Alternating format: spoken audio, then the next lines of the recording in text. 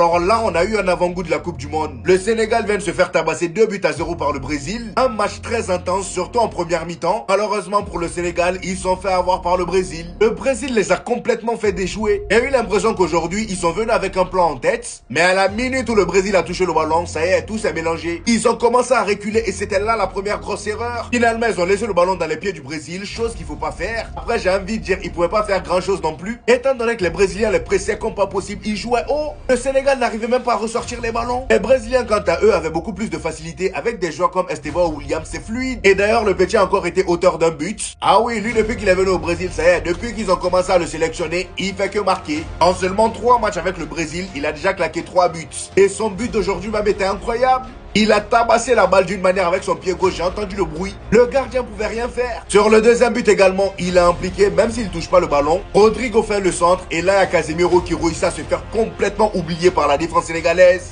Regardez comment il était seul. Le gars il se démarque, il reçoit le ballon, il a même le temps de contrôler tellement tout le monde l'avait zappé. Et il contrôle et il met dedans. Et franchement Casemiro aussi, on peut dire que c'est une renaissance parce que ça faisait un moment qu'on l'avait oublié. À Manchester United on entend parler de lui de temps en temps, mais là au Brésil c'est devenu le vrai boss du milieu. Et en ce qui concerne le Sénégal, en deuxième mi-temps le Brésil s'était un peu plus calmé par rapport à la première. Je m'attendais à ce que le Sénégal égalise avec toutes les occasions qu'ils ont eues. Mais encore une fois, même quand le Brésil les tend le fouet, ils veulent pas prendre. Il y avait beaucoup trop de déchets, même le gardien du Brésil Ederson a fait une grosse gaffe. Iliman Ndiaye est allé cogner le poteau. Voilà, il y avait personne.